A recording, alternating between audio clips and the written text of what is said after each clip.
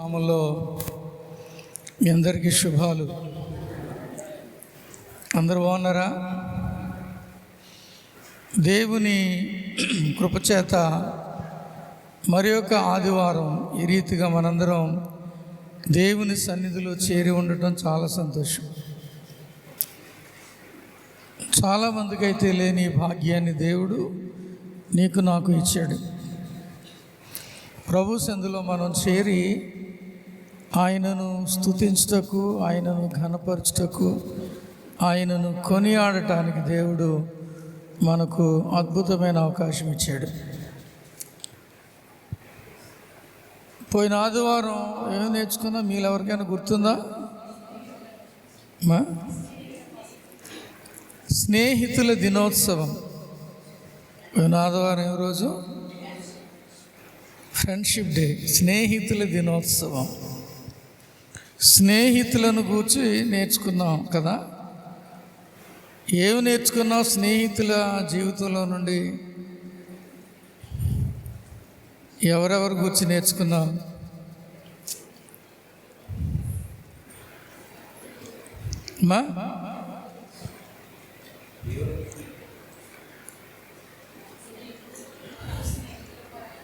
యోబు తన స్నేహితుల కొరకు ప్రార్థన చేశాడు.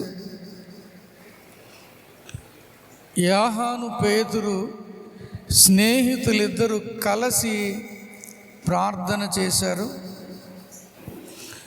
దానియేలు తన స్నేహితులతో ప్రార్థన చేయించాడు. కొరకు ప్రార్థన చేయటం, కలిసి ప్రార్థన చేయటం, ప్రార్థనకు ప్రోత్సహించటం. స్నేహితులంటే ఏదో కబుర్లు ఆడుకోవటం, ఆ మాటలు ఈ మాటలు చెప్పుకోవటం కాదు. దేవుని సన్నిధిలో దేవుని కొరకు గడుపుచు ఆశీర్వాదకరమైన సమయాన్ని మనం కలిగి ఉండటమే స్నేహం యొక్క ప్రాధాన్యతని పోయిన వారం మనం నేర్చుకున్నాం. ప్రియమైన దేవుని బిడ్డలారా, దేవుని వాక్యంలోనూ కొంతమంది వ్యక్తుల జీవితాల్లో నుండి చాలా విషయాలు ఈ సంవత్సరంలో మనం మొదటి నుంచి నేర్చుకుంటా ఉన్నాం. ఆదాము నుండి మొదలుపెట్టి నేర్చుకుంటా ఉన్నాం. ఆదాము, హనోకు, నోవహు, అబ్రహాము, లోతు, ఇస్సాకు, యాకోబు, ఆ తర్వాత మోషే వరకు మనం నేర్చుకున్నాం. దావీదు వరకు కూడా నేర్చుకున్నాం. మనం దావీదు జీవితంలో కూడా ఉన్న ప్రాముఖ్యమైన విషయాలు మనం నేర్చుకున్నాం. మీలో ఎంతమందికి ఈ వాక్య భాగాలు గుర్తున్నాయో నాకైతే తెలియదు. చాలా జాగ్రత్తగా ప్రార్థన పూర్వకంగా మనం దేవుని వాక్యం వింటూ దేవుని వాక్యాన్ని మన మనసు లోపల భద్రం చేసుకోవాలి.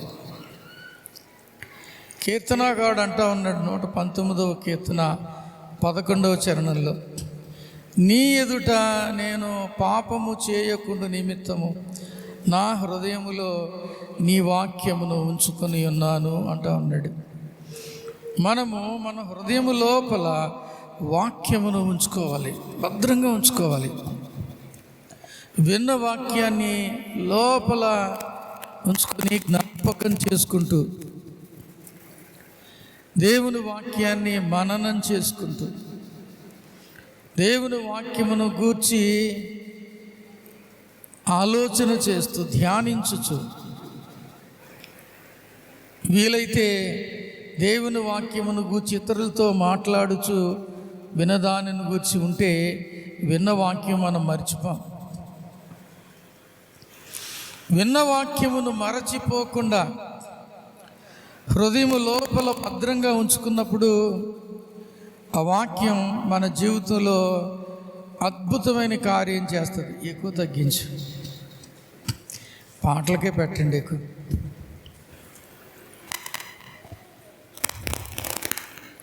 కాబట్టి ప్రియులారా, దేవుని వాక్యాన్ని మనం మనసు లోపల భద్రంగా ఉంచుకోవాలి. తద్వారా దేవుని ఆశీర్వాదం మనం పొందుకోగలుగుతాం.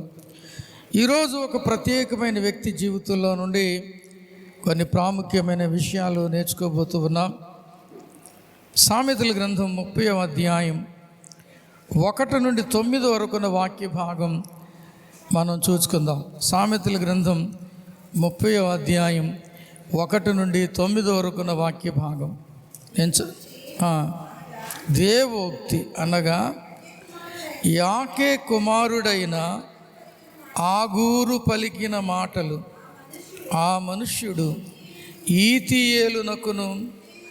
ఈతియేలునకును ఉక్కాలునకును చెప్పిన మాట. నిశ్చయముగా మనుష్యులలో నా వంటి పశుప్రాయుడు లేడు, నరులకున్న వివేచన నాకు లేదు. నేను జ్ఞానాభ్యాసము చేసుకున్నవాడను కాను, పరిశుద్ధ దేవుని గూర్చిన జ్ఞానము పొందలేదు. ఆకాశమునకెక్కి మరలా దిగిన వాడెవడు? తన పిడికిళ్ళతో గాలిని పట్టుకున్న వాడెవడు? బట్టలో నీళ్లు మూట కట్టిన వాడెవడు? భూమి యొక్క దిక్కులన్నిటినీ స్థాపించిన వాడెవడు? ఆయన పేరేమో, ఆయన కుమారుని పేరేమో నీకు తెలిసి ఉన్నదా? దేవుని మాటలన్నీ పుటము పెట్టబడినవే. ఆయనను ఆశ్రయించు వారికి ఆయన కేడెము. ఆయన మాటలతో ఏమీ చేర్చకుము. ఆయన నిన్ను గద్దించునేమో, అప్పుడు నీవు చాలండి. మిక్కిలి ప్రియమైన దేవుని బిడ్డలారా, ఇక్కడ ఒక వ్యక్తిని గూర్చి మనం చదువుకున్నాం.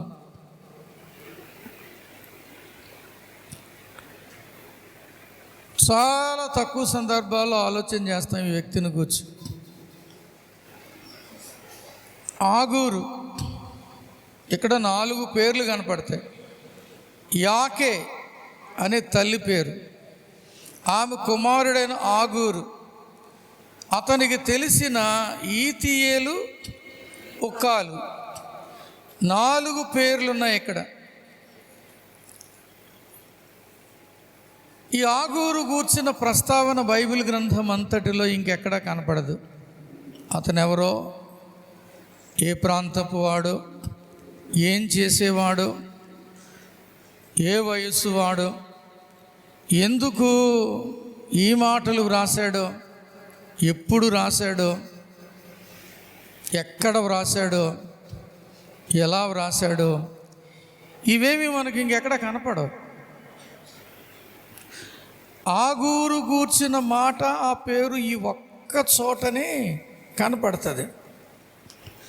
రాత్రి నేను ఉపవాస ప్రార్థన ముగించుకుని వీరభద్రపురంలో చేద్దామని సిద్ధపడుతుంటుండగా నాకు చిన్న చీటి ఇచ్చారు. ఆ చిన్న చీట్లో ఎలా ఉంది, అన్నయ్య ఆగూరు ప్రార్థన గూర్చి దయచేసి మాకు చెప్పండి అని చిన్ని రిక్వెస్ట్ చూశాను. రాత్రి ప్రార్థన నుంచి వచ్చిన తర్వాత ధ్యానించాను ఆగూరు గూర్చి. చాలాసేపు ధ్యానించాను నేను. ఆగూరు ప్రార్థనలోని ప్రాధాన్యత, ప్రాశస్త్యత, ఈ 2 విషయాలు నేను బాగా ధ్యానం చేశాను. బైబిల్ ఇంకెక్కడైనా ఆగూరు ప్రస్తావన ఉందా అని వెతికాను, కనపడలేదు. వేదాంత పండితుల అభిప్రాయం ఏంటి చూశాను. కొందరు కొన్ని రకాలుగా చెప్పారు. నా చిన్నప్పుడైతే నాకు ధనము అధికంగా వద్దు, ఈ ప్రార్థన కొంతమంది సొలొమోను చేసిన ప్రార్థనకు ఆపాదించి సొలొమోనే ఆగూరు అని అంటూ ఉండేవారు. కానీ సొలొమోను ఆగూరు ఒక్కడు కాదు. సామెతల గ్రంథం సొలొమోను వ్రాసాడు అని అంటారు. ఎందుకంటే ఎక్కువ సామెతలు సొలొమోను వ్రాసిన సామెతలు కాబట్టి సొలొమోను వ్రాసాడు అంటారు. అయితే సామెతల గ్రంథంలో ఉన్న కొన్ని సామెతలు ఆయా వ్యక్తులు చెప్పిన సామెతలను సంకలనం చేసి సామెతల గ్రంథంలో కలిపారు. 25:1 చదవండి. సామెతలు 25:1. ఇవియును సొలొమోను సామెతలే, యూదా రాజైన హిజ్కియా సేవకులు వీటిని ఎత్తి వ్రాసిరి.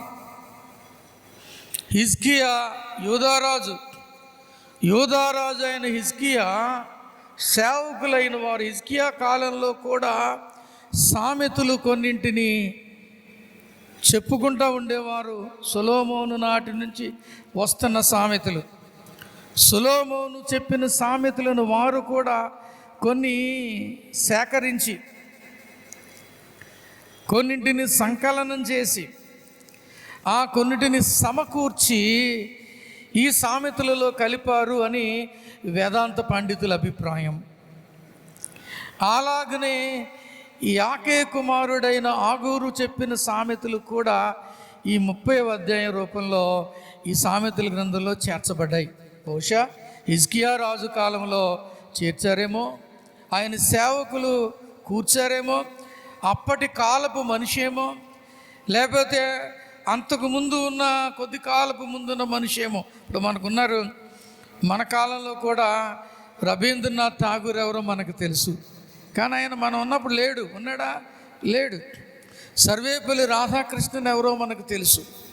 రవీంద్రనాథ్ ఠాగూర్ చాలా గొప్ప రచయితని, సర్వేపల్లి రాధాకృష్ణన్ ఒక గొప్ప తత్వవేత్తని, వీళ్ళ గురించి మనం చదువుకుంటాం. సమకాలీనులు కాకపోయినా, మనం ఉంటున్న కాలంలో వారు జీవించకపోయినా వారిని గూర్చి ఏ రీతిగా మనం తెలుసుకుంటామో, వారు చెప్పిన మాటలు, రాసిన పుస్తకాలు, వారి జీవితం ఇవన్నీ ఎలాగో తెలుసుకుంటామో, అలాగే హిజ్కియా రాజు కాలంలో కూడా అప్పటికి సమీప ఏమంటారు, అప్పటికి కొంచెం తక్కువ దగ్గరలో బ్రతికిన, కొంచెం కాలం ముందు బ్రతికిన వ్యక్తి అయి ఉండొచ్చు అని వేదాంత పండితుల అభిప్రాయం యాకే గూర్చి.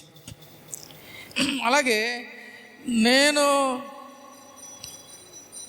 చనిపోకముందు వాటిని నాకు అనుగ్రహించుము అని చెప్పాడు కాబట్టి, ప్రార్థనలు అడిగాడు కాబట్టి యాకే వృద్ధుడై ఉండొచ్చు అని కూడా కొంతమంది పండితుల అభిప్రాయం. చావును గూర్చిన ప్రస్తావన ఎప్పుడు వస్తుందండి? చిన్నపిల్లలు అంటారా, పెద్దవాళ్ళు అంటారా? ఒక వయసుకు వచ్చినప్పుడు అంటారు, చాలమ్మా సరిపోయింది, ఇక నేను ఈ చావకు ముందు, ఈ లోకయాత్ర ముగించకముందు, వెళ్ళిపోకముందు ఏదో ఒకటి ఇలా సాధించాలనుకుంటున్నానని పెద్దోళ్ళు అంటారు. ఇప్పుడైతే 60 సంవత్సరాలు పైబడిన వాళ్ళు, నా బోటోళ్ళు అంటూ ఉంటారు. కాబట్టి వృద్ధుడై ఉంటాడని పండితుల అభిప్రాయం యాకే. ఈ యాకే ప్రియులారా,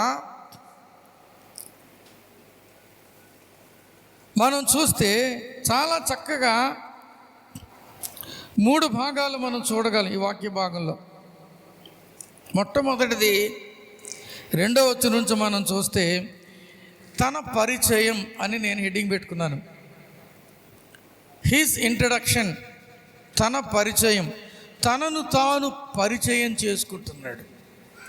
తను ఎవరో, ఎలాంటి వాడో, తన స్థాయి లేక స్థితి ఎలాంటిదో తనను గూర్చి తాను చెప్పుకుంటా ఉన్నాడు.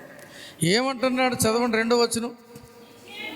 నిశ్చయముగా మనుష్యులలో నా వంటి పశుప్రాయుడు లేడు,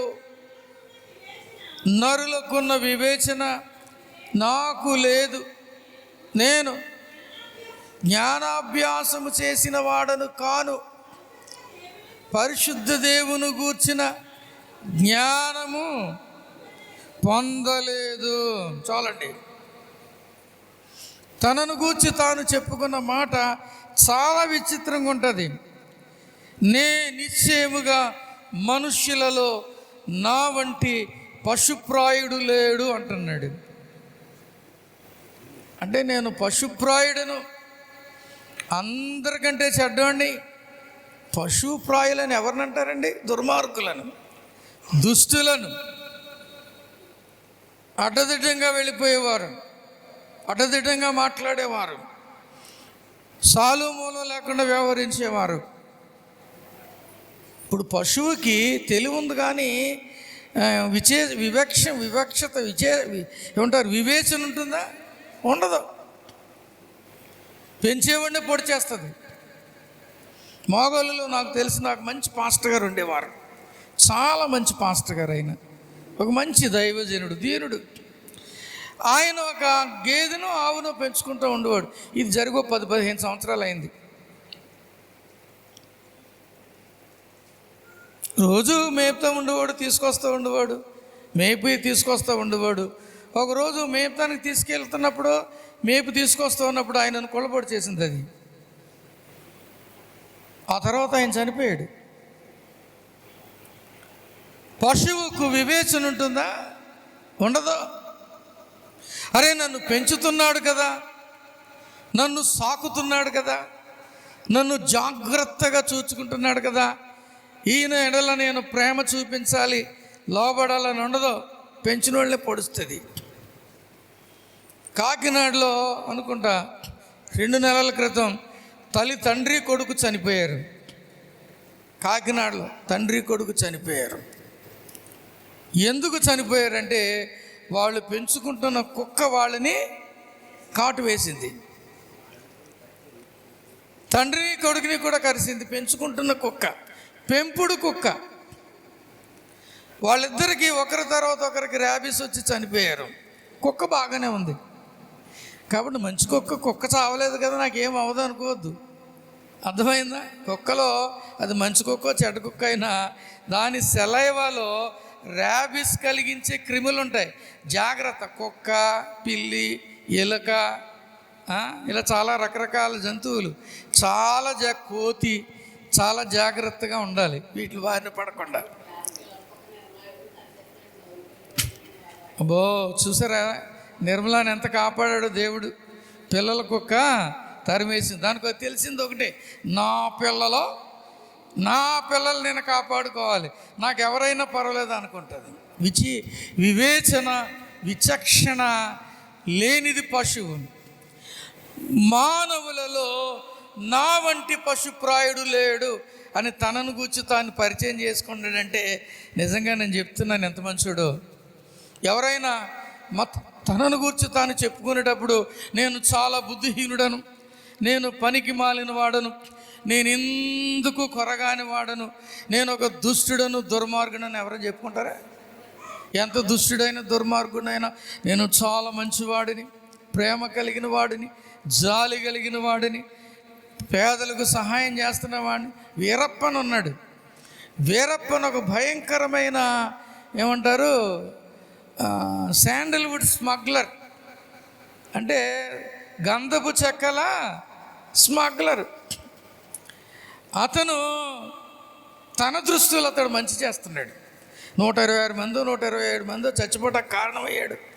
విచక్షణ లేకుండా చంపేసేవాడు, పోలీసులు చంపేసేవాడు, అడ్డొచ్చిన వాళ్ళు చంపేసేవాడు, జంతువులు చంపేసేవాడు, అన్నీ చంపేసేవాడు. చంపేసి అతను గంధపు చెక్కలు స్మగ్లింగ్ చేసి ఆ డబ్బులు తీసుకొచ్చి అడవులో ఉన్న కొన్ని గ్రామాల్లో ఉన్న వారికి పంచిపెడుతూ ఉండేవాడు.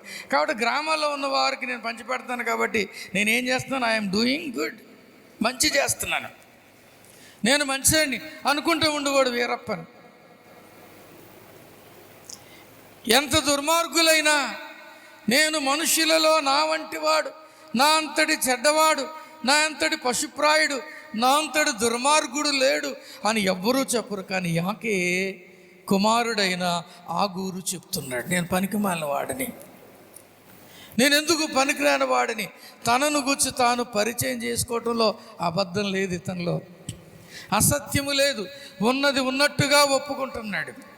ప్రియమైన దేవుని బిడ్డలారా, మనల్ని గూర్చి మనం చెప్పుకునేటప్పుడు యథార్థంగా ఉన్నది ఉన్నట్టుగా, ఏమాత్రము మసిపూసి మారేడుకాయ చేయకుండా, లేనివి ఉన్నట్టు ఉన్నవి లేనట్టు కల్పితాలు కల్పించి చెప్పుకొనకుండా మనల్ని గూర్చి మనం ఉన్నది ఉన్నట్టుగా చెప్పాలి. మనుషులతో చెప్పలేకపోయినా దేవునితోనైనా ఉన్నది ఉన్నట్టుగా చెప్పుకోవాలి, ఒప్పుకోవాలి. బైబిల్లో ఒక ఆయన ఉన్నాడు, ఆయన పేరు యెఫ్తా. న్యాయాధిపతులు 11:11 ఉంటుంది. యెఫ్తా ఏమన్నాడు తెలుసా? మిస్పాలో యెహోవా సన్నిధిని తన సంగతి అంతయు వినిపించెను అని ఉంటుంది. యెఫ్తా మిస్పాలో తన సంగతి అంతా చెప్పాడంటే ఏది దాచుకోలేదు. ఉన్నది ఉన్నట్టుగా యథార్థంగా చక్కగా. ఇంకా ఏమంటున్నాడు? నిశ్చయముగా మనుషుల్లో నా వంటి పశుప్రాయుడు లేడు. 1, నరులు కొన్ని వివేచన నాకు లేదు. 2, 3, నేను జ్ఞానాభ్యాసం చేసుకున్నవాడు కాను. 4, పరిశుద్ధ దేవుని గూర్చిన జ్ఞానం నాకు లేదు. ఆ క్రింద యెహోవాని ప్రస్తావన చేశాడు ప్రార్థనలో. అయినా ఏమంటున్నాడు? యెహోవా దేవుడని తెలుసు కానీ దేవుని గూర్చి సంపూర్తిగా నాకు తెలియదు. ఈ రోజులో చాలామంది బయలుదేరుతున్నారు కొంచెం ఏదో తోక పట్టుకొని నాకు అంతా తెలుసు అన్నట్టుగా. 4 గుడ్డోళ్ళు ఉన్నారంట. ఏనుగుని చూడాలనుకుంటున్నాం అంటే వాళ్ళు లీడరు లేకపోతే వాళ్ళ మాస్టారు ఏనుగు దగ్గర తీసుకెళ్ళానంట. ఏనుగు దగ్గర తీసుకెళ్తే ఆ ఏనుగు దగ్గర 4 నిలబడ్డారు. ఒకడేమో తొండం పట్టుకున్నాడంట, అలా చూస్తున్నాడంట తొండం. ఇంకొకడు చెవి పట్టుకున్నాడంట, చూస్తున్నాడంట. ఇంకొకడు కాలు పట్టుకుని చూచాడంట. 5, 4 కాదు. ఇంకొకడు దాని పొట్ట వీపంతా చూశాడంట. 5వ వాడు తోకను పట్టుకొని చూశాడంట. ఎరా పిల్లలో ఏనుగుని చూసారా? చూసామండి. ఎలా ఉంది? బాగుందండి. ఏనుగు ఎలా ఉందిరా అన్నాడంట. ఏనుగు ఎలా ఉందిరా అంటే మొదటోడు అన్నాడు ఏనుగు గొట్టంలా ఉందండి అన్నాడంట. ఎలా ఉంది అన్నాడు? తొండం పట్టుకున్నవాడు. చెవి పట్టుకున్నవాడు అంటే చేటలాగా ఉంది ఏనుగు అన్నాడంట. ఏమన్నాడు? ఏనుగు చేటలా ఉంది అన్నాడంట. కాలు పట్టుకున్నవాడు అన్నాడు ఏనుగు స్తంభంలా ఉందండి అన్నాడంట. పొట్ట సవర చేసినవాడు ఏనుగు గోడలాగా ఉంది అన్నాడంట. ఏమన్నాడు? ఏనుగు గోడలా ఉందన్నాడంట. తోక పట్టుకున్నాడు ఏనుగు చీపురు కట్టలా ఉందండి అన్నాడంట. ఏమన్నాడు? వాళ్ళకి అంతే తెలుసు, మొత్తం తెలియదు.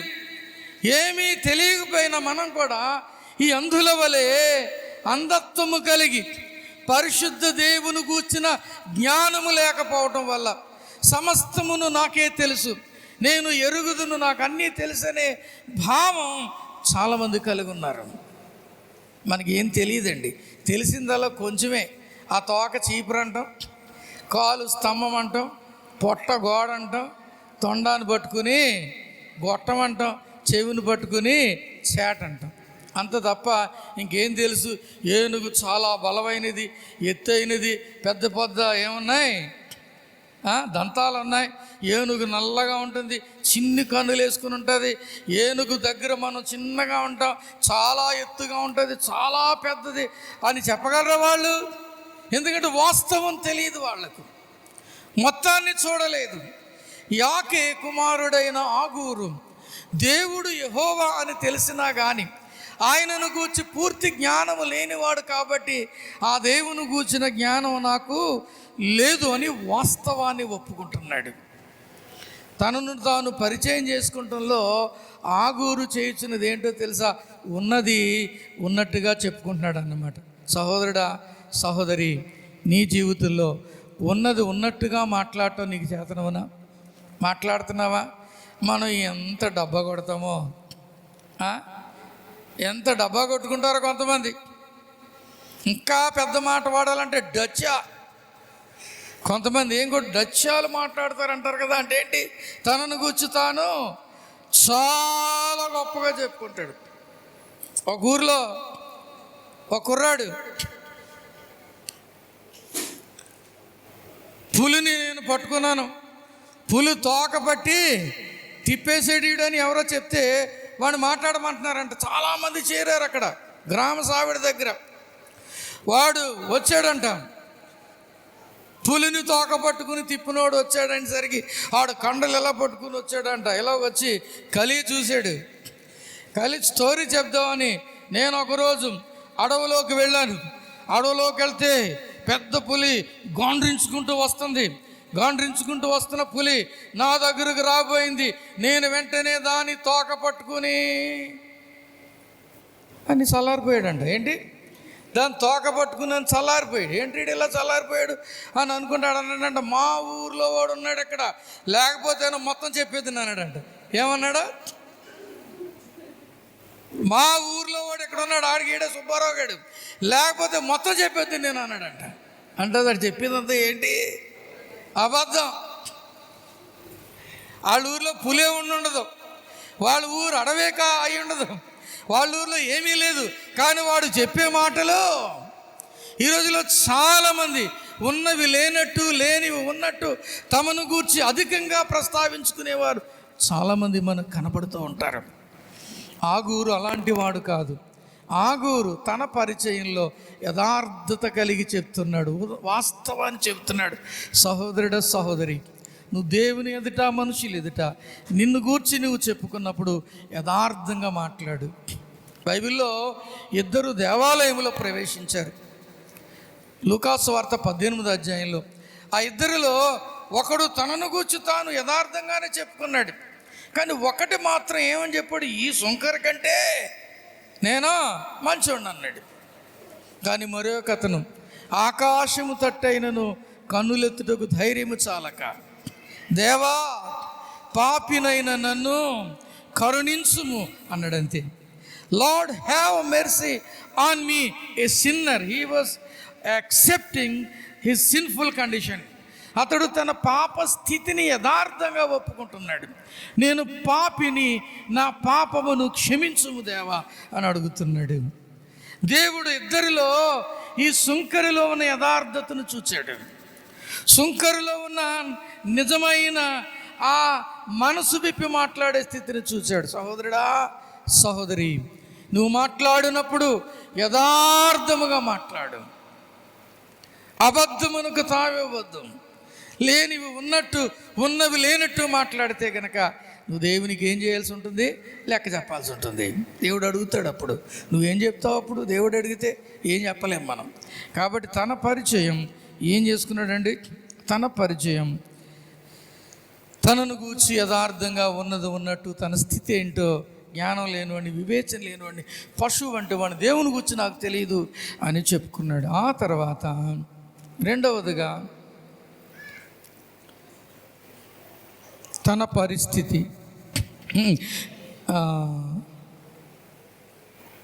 రెండవదిగా మొదటిది తన పరిచయం, రెండవది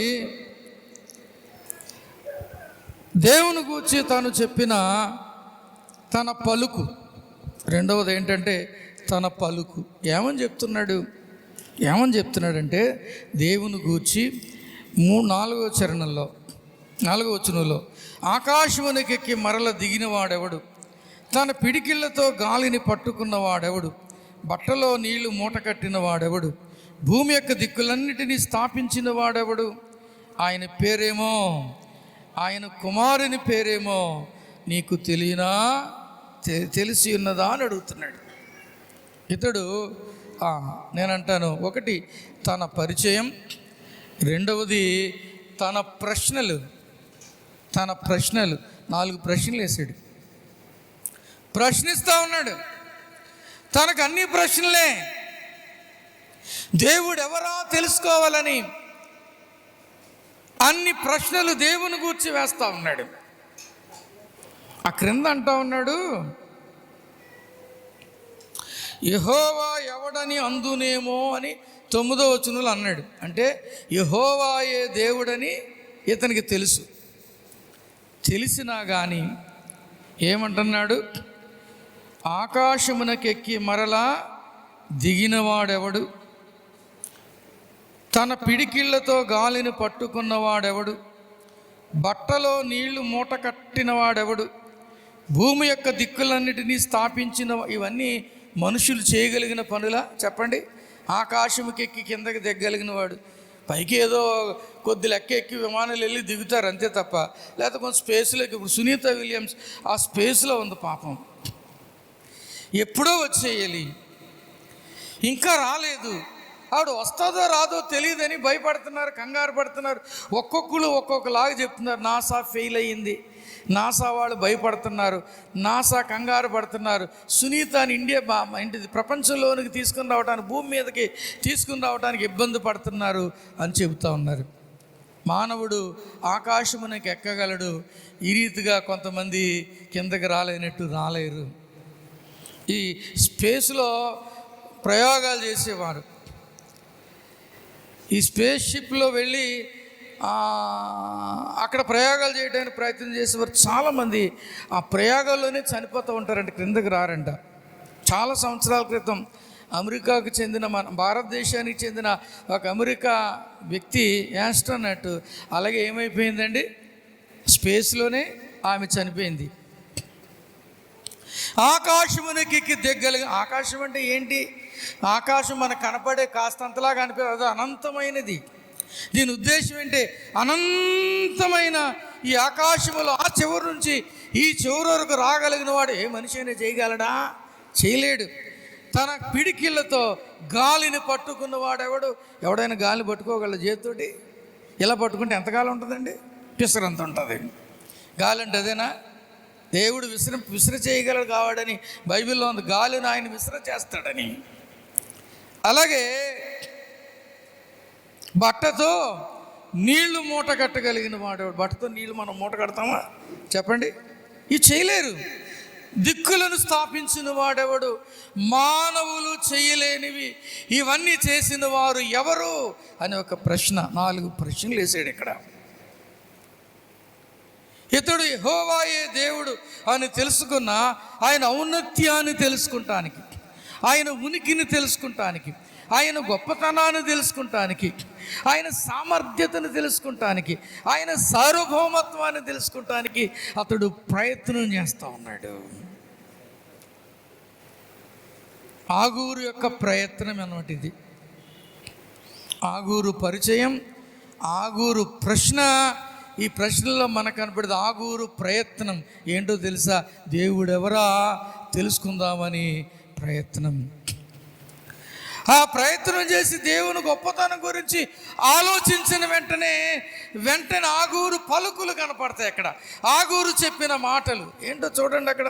ఆగూరు పలుకులు, ఆయన మాటలతో ఏమీయు చేర్చకము, దేవుని మాటలన్నీ పుటము పెట్టబడినవే, ఆయనను ఆశ్రయించే వారికి ఆయన కేడెము, ఆయన మాటలతో ఏమీ చేర్చకము, ఆయన నిన్ను గద్దించునేమో, అప్పుడు నీవు అబద్ధికుడు వగదువు అంటున్నాడు.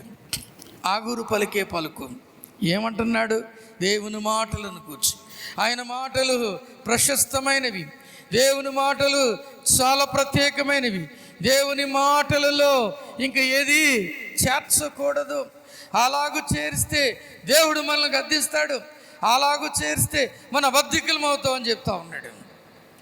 ఈ రోజులో చాలామందిని మనం చూస్తున్నాం, కలిపి చెరిపేడు వారు కనపడుతున్నారు. దేవుని వాక్యాన్ని కలిపి చెరిపేడు వారు కనపడుతున్నారు. కొంతమంది ప్రవక్తలుగా బయలుదేరి ఈ మధ్య కాలంలో ఒక 100-200 సంవత్సరాల లోపల కొత్త సిద్ధాంతాలు తీసుకొచ్చారు. చాలా క్రొత్త సిద్ధాంతాలు తీసుకొచ్చి బోధిస్తూ ఉన్నారు. అందులో ఒక ఆయన చెప్పిన మాట, నేనే రాబో ఏలియానని కొంతకాలం అన్నాడు. ఆ తర్వాత నేను మనుష్య కుమారుడును నేనే అని చెప్పుకున్నాడు. లాస్ట్లోకి వచ్చేసరికి ఆయన చనిపోయే సందర్భంలో ఆయన చనిపోయాడు. ఆయన చనిపోయినప్పుడు ఆయనకి యాక్సిడెంట్ అయింది. డిసెంబర్ 24 అనుకుంటా యాక్సిడెంట్ అయినప్పుడు ఆయన 25-26 చనిపోయాడు.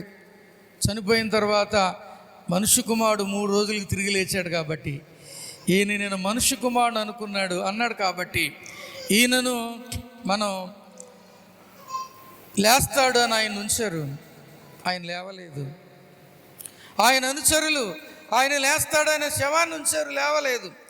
సరే లేవలేదు కదా, మనుష్య కుమారుడు ఈస్టర్ ఆదివారం నాడు లేచాడు కాబట్టి ఈస్టర్ ఆదివారం నాడు లేస్తాడేమో అని ఈస్టర్ వరకు 117 రోజులు 119 రోజులు ఉంచారు ఆ శవాన్ని. అప్పుడు కూడా ఆయన ఈస్టర్ ఆదివారం కూడా లేవలేదు. ఆ తర్వాత ఆయన పాతిపెట్టారు. ఆయన ఒక ప్రవక్తగా రాబోవు ఏలియాగా చెప్పుకొని, ఒక ప్రవక్తగా చెప్పుకొని, మనుష్య కుమారుడిగా చెప్పుకొని అనేక మందిని తప్పు త్రోవ పట్టించాడు. ఇలాగూ దేవుని వాక్యములో ఉన్నవి లేనట్టు లేని ఉన్నట్టు కలిపి చెరిపేడి వారు చాలామంది ఈ దినాల్లో బయలుదేరుతున్నారు.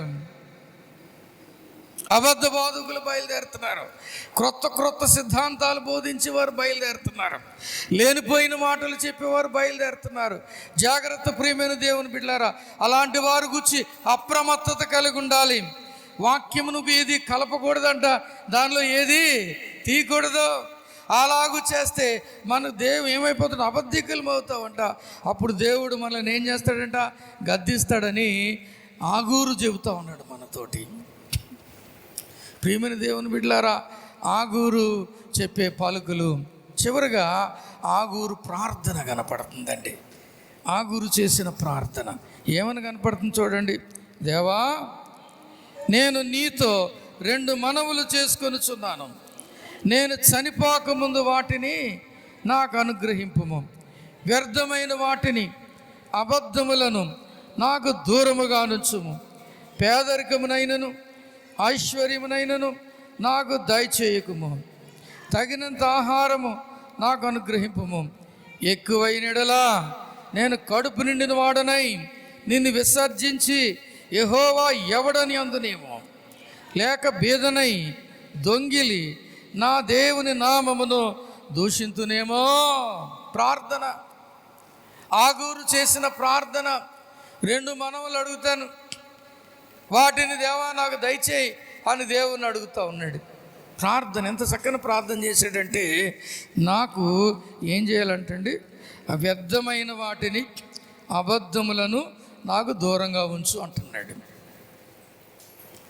వ్యర్థమైన వాటిని దూరంగా ఉంచు. వ్యర్థమైందంటే ఏంటి చెప్పండి?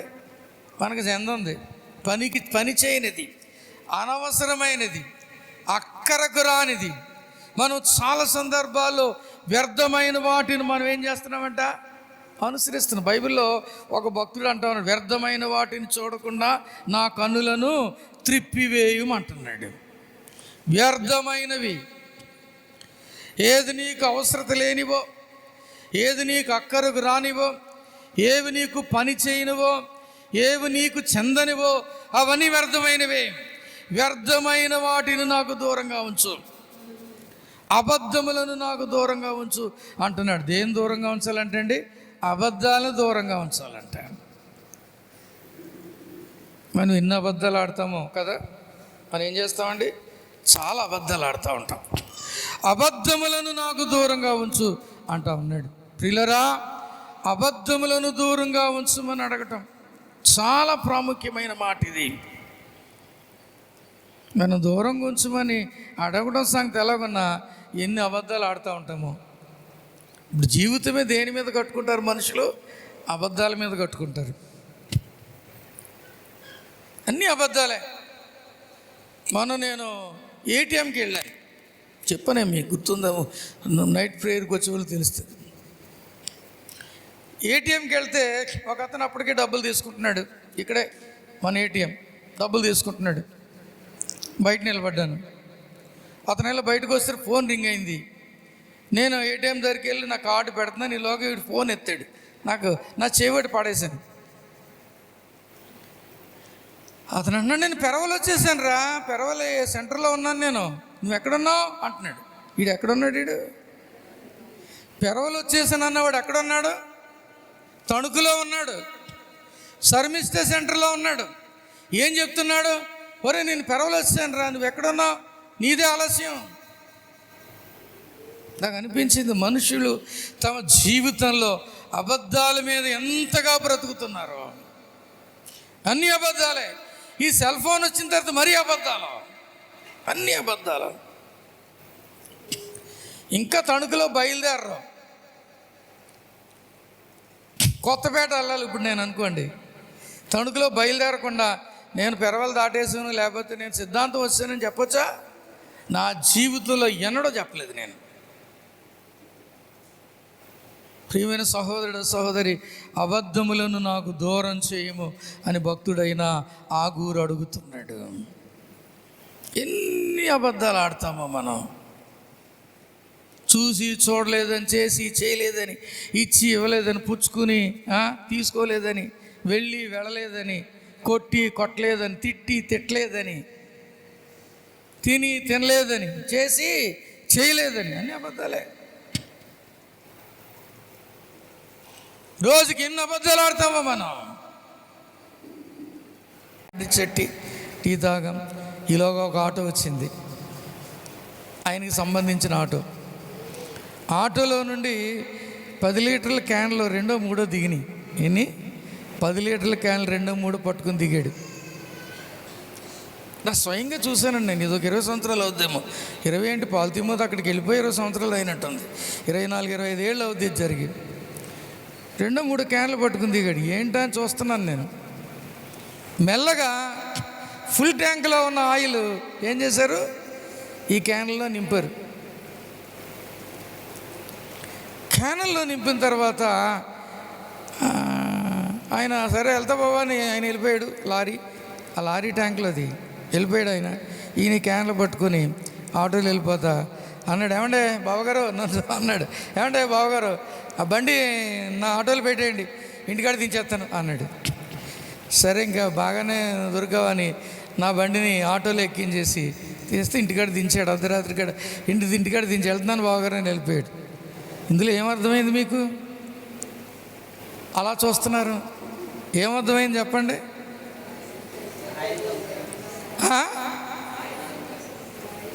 ఏం జరిగింది? ఆయిల్ దొంగతనం జరిగింది అక్కడ. ఒక 25 సంవత్సరాలకు ముందే ఇంకా అది నేను ఎన్నడూ మర్చిపోయిన సన్నివేశం. అంత నిద్ర ముఖంలో ఉన్నా, అది అలా గుర్తుండిపోయింది నాకు. డబ్బుల సంపాదన కొరకు మనుషుడు ఏదో ఒకటి చేస్తూనే ఉంటాడు. అబద్ధాలు, మోసము, వ్యాపారము, దొంగతనము, ఇంకోటి ఏదో చేస్తూనే ఉంటారు. ప్రియమైన దేవుని బిడ్డలారా, నాకు అధికంగా డబ్బులు వద్దు, పేదరికము వద్దు, బ్రతకటానికి కావాల్సింది చాలు నాయన, కలిగి ఉన్న దాంతో తృప్తి అడుగుతున్నాడు అన్నమాట. నేను బ్రతకటానికి నాకు కొంచెం ఉంటే చాలు, తృప్తి కలిగిన జీవితం, కంటెంట్మెంట్. ప్రియమైన దేవుని బిడ్డలారా, అతడు తనకు కలిగిన దానితో తృప్తి కలిగి ఉండడానికి ఇష్టపడుతున్నాడు, ప్రార్థన చేస్తూ ఉన్నాడు. తర్వాత తగినంత ఆహారం నాకు అనుగ్రహించు అంటా ఉన్నాడు. తగినంత చాలు, నాకు ఎక్కువద్దు. ఎక్కువైపోతే నేను యెహోవా ఎవడా అని దూషిస్తానేమో, తక్కువైపోతే నేను దొంగతనం చేస్తానేమో. కాబట్టి నాకు తగినంత ఆహారం దయచే. ఎంత చక్కని ప్రార్థన! యేసుక్రీస్తు ప్రభువారు కూడా శిష్యులకు నేర్పిన ప్రార్థనలో ఇలా చెప్పారు, మా అనుదిన ఆహారము నేడు మాకు దయచేయమన్నారు. Give us our daily bread. మా అనుదిన ఆహారం నేడు మాకు దయచేయండి. ఏ రోజుకు కావలసిన దానిని ఆ రోజుకు మాకు దయచేయండి. నిలవ ఎక్కువ బోలెడంతా కోరుకోలేదు. సహోదరుడు, సహోదరి, నీ జీవితంలో ఎలాగో కలిగి ఉన్న దానితో తృప్తి పొందిన జీవితం నీకుందా? కొంతమందికి చూసినవన్నీ కావాలి, ఏది చూస్తే అది కావాలి. అది ఆహారమే కావచ్చు, వస్త్రమే కావచ్చు, బంగారమే కావచ్చు, ఇల్లే కావచ్చు, ఇంకేమైనా వస్తువులే, వ్యక్తులే కావచ్చు. ఏది చూస్తే అది కావాలనుకునే తత్వం ఇక్కడ అది తప్పని బోధిస్తుంది. ఇక్కడ ఏది చూస్తే అది కావాలని కోరుకోకూడదు. కలిగి ఉన్న దానితో తృప్తి కలిగి ఉండాలి మనం.